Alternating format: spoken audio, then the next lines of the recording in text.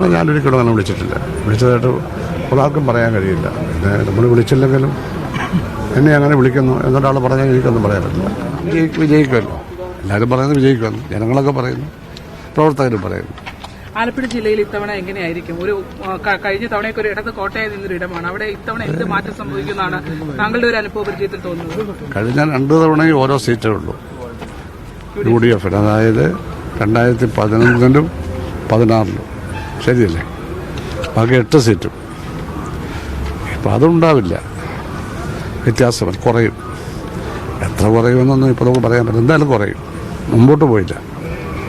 കടുത്ത മത്സരം കാഴ്ചവെക്കാൻ കഴിഞ്ഞിട്ടുണ്ടോ മറ്റ് മണ്ഡലങ്ങളിലെല്ലാം? കഴിഞ്ഞ എല്ലാ മണ്ഡലങ്ങളിലും കടുത്ത മത്സരമായിരുന്നു. കടുത്ത മത്സരം തന്നെയായിരുന്നു. നമ്മുടെ സ്വതന്ത്രനായതുകൊണ്ട് എൻ്റെ മത്സരം കുറച്ചുകൂടെ കടുക്കും. സ്വതന്ത്രനല്ലേ? എവിടെയായിരിക്കും കൂടുതൽ ലീഡ്? മുനിസിപ്പാലിറ്റിയിൽ 6000 ലീഡായിരുന്നു കഴിഞ്ഞുണ്ടായിരുന്നു. അത് മറ്റേ LDF-ൻ്റെ അന്ന് UDF-നോട്ടപ്പുറത്ത് കിടക്കല്ലേ, അത് മൊത്തം ഇനി വരികയല്ലേ. പ്ലസ് നമുക്കായി വോട്ട് ചെയ്ത കുറേ പേര് കാണുമല്ലോ, അതും വരുമല്ലോ. നമുക്ക് മെജോറിറ്റി വരാനാണ് സാധ്യത എന്നാണ് എൻ്റെ വിശ്വാസം. അതൊന്നും പറയാൻ പറ്റില്ല. ഭൂരിപക്ഷം ഞാൻ ഇതുവരെ ജയിക്കും എന്നുള്ള പറയുന്നത്. ഭൂരിപക്ഷം വേറൊരു കാര്യമാണ്. റിപ്പോർട്ട് പരമ്പരയൊക്കെ എഴുതുന്നുള്ള ഭീഷണിയുണ്ട് ഇങ്ങനെ വെല്ലുവിളി. അത് എനിക്കൊരു ചെറിയ അബദ്ധം പറ്റി. ഞാൻ തിരുവനന്തപുരത്ത് എനിക്കൊരു അവാർഡുണ്ടായിരുന്നു, EVC തന്നെ എഴുത്തുകാരൻ്റെ പേരിൽ. ആദ്യമായിട്ടൊരു അവാർഡാണ് കഴിഞ്ഞ വർഷം അദ്ദേഹം മേടിച്ചത്. അത് എനിക്ക് തന്നു, എനിക്കാണ് തന്നത്. രമേശ് ചെന്നിത്തലയായിരുന്നു തന്നത്. പിന്നെ CPI ഉണ്ടായിരുന്നു. അപ്പോൾ അത് കഴിഞ്ഞ് ഞാൻ താഴോട്ട് +1 നിന്ന് ഇറങ്ങി വരുമ്പോൾ അവിടെ ഇതുപോലെ ഇത്രയൊന്നുമല്ല, 3 ഇരട്ടി ടെലിവിഷൻകാരും താഴെ വന്നപ്പോഴുണ്ടായിരുന്നു. അതൊരാളിങ്ങനെ അമ്പലപ്പുഴയിലെ ഏതോ സ്ഥാനാർത്ഥി എന്തോ പറഞ്ഞെന്ന് പറഞ്ഞു.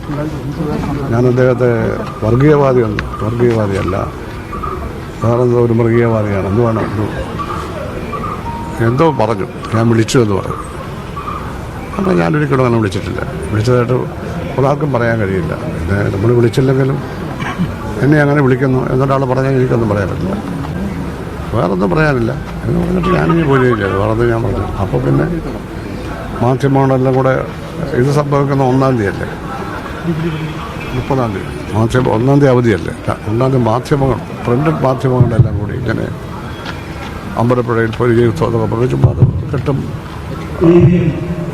വെച്ച് വാർത്ത കൊടുത്തു. ഇത്രയുള്ള സംഭവം. ഞാൻ ഒരു തരത്തിലും ഒരു സ്ഥാനാർത്ഥിയെയും ആക്ഷേപിച്ചിട്ടില്ല. പക്ഷേ എതിർ സ്ഥാനാർത്ഥി ആളുകളുടെ പ്രൈവറ്റായ കാര്യങ്ങൾ പറയും. 63 വർഷമായി എന്നെ പറ്റി പ്രൈവറ്റായിട്ട് പറയാനൊരു സംഭവം ഇവിടെ ഉണ്ടായിട്ടില്ല. സമൂഹത്തിന് യാതൊരു ദോഷവും ഉണ്ടായിട്ടില്ല. അപ്പോൾ വോട്ടെടുപ്പെല്ലാം കഴിഞ്ഞ് ഇങ്ങനെ പറയുന്നത് അതൊരു രാഷ്ട്രീയ രീതിയല്ല, അതൊരു ക്രിമിനൽ രീതിയാണ്. രാഷ്ട്രീയക്കാർ ഒരിക്കലും ഒന്നും പറയത്തില്ല, ഭീഷണിപ്പെടുത്തല്ലേ. ഞാൻ കാണിച്ചു തരാം, 10 ദിവസം കഴിയട്ടെ, ഞാൻ പരമ്പര എഴുതും. ഏതെങ്കിലും രാഷ്ട്രീയ പ്രവർത്തകൻ ഞാൻ പറയുന്നു. അപ്പോൾ രാഷ്ട്രീയ പ്രവർത്തകൻ്റെ ആ ഒരു കൾച്ചർ പോയി.